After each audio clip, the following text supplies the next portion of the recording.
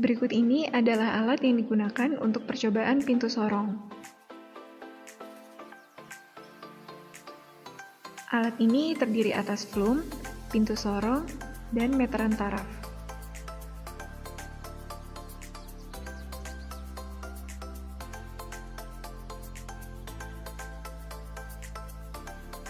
Selain itu, terdapat pula hydraulic bench untuk mensuplai air dalam percobaan.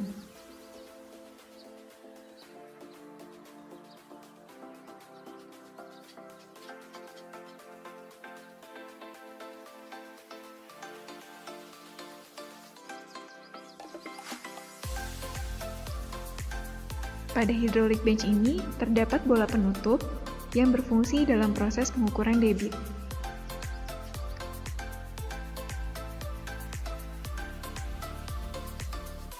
Bola penutup ini dapat dinaikkan maupun diturunkan.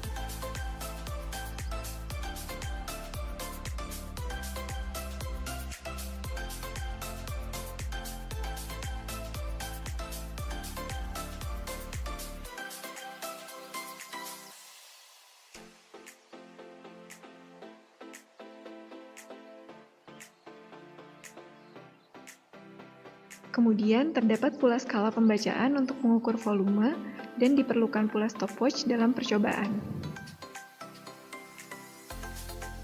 Untuk memulai percobaan, buka pintu sorong pada ketinggian bukaan tertentu, kemudian nyalakan stop kontak yang terdapat pada hydraulic bench.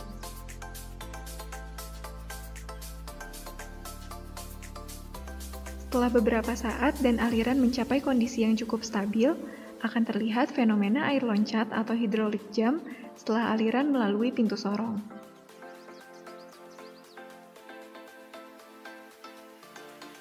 Fenomena air loncat ini terjadi karena adanya perubahan dari aliran dengan kecepatan yang cukup tinggi atau aliran superkritis menuju aliran dengan kecepatan yang rendah atau aliran subkritis. Setelah alat dinyalakan, diperlukan waktu beberapa saat agar aliran mencapai kondisi yang cukup stabil.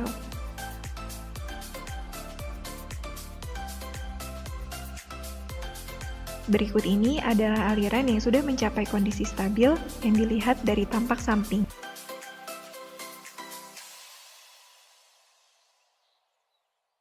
Setelah stabil, baru kita dapat melakukan pengukuran pada ke-6 titik yang akan diukur. Titik yang diukur adalah pada titik YO, YG atau bukaan pintu, Y1, YA, YB, dan Y2.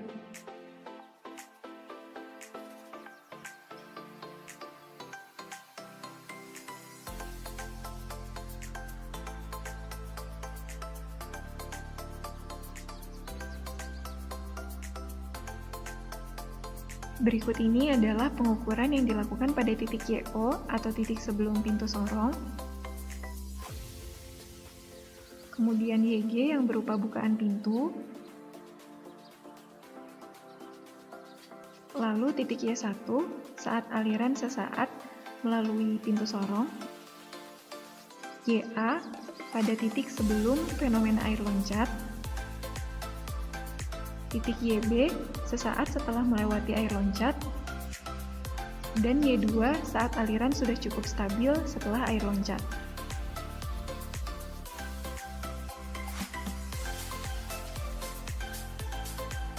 Percobaan pintu sorong dan air loncat ini dilakukan dalam dua kondisi.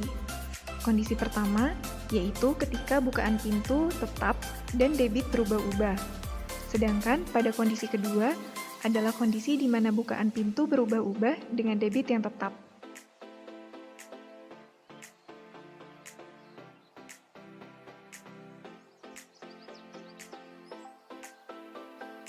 Berikut adalah tahapan yang dilakukan dalam pengukuran debit aliran. Setelah stop kontak dinyalakan, tunggu muka air mencapai titik 0 pada skala pembacaan volume, kemudian turunkan bola penutup dan nyalakan stopwatch secara bersamaan. Misalnya, dilakukan perhitungan debit dengan metode kontrol waktu, sehingga saat mencapai waktu tertentu, bola penutup diangkat kembali.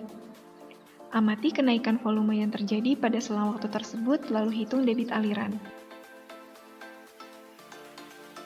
Kemudian, untuk melakukan percobaan dengan bukaan pintu yang berbeda, putar kartu pintu sorong untuk menaikkan atau menurunkan bukaan pintu.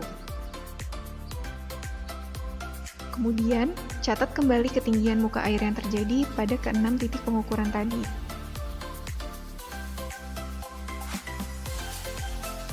Dapat kita lihat bahwa perubahan bukaan pintu berpengaruh pada posisi fenomena air loncat yang terjadi. Semakin kecil bukaan pintu sorong, maka fenomena air loncat semakin berada jauh setelah pintu sorong.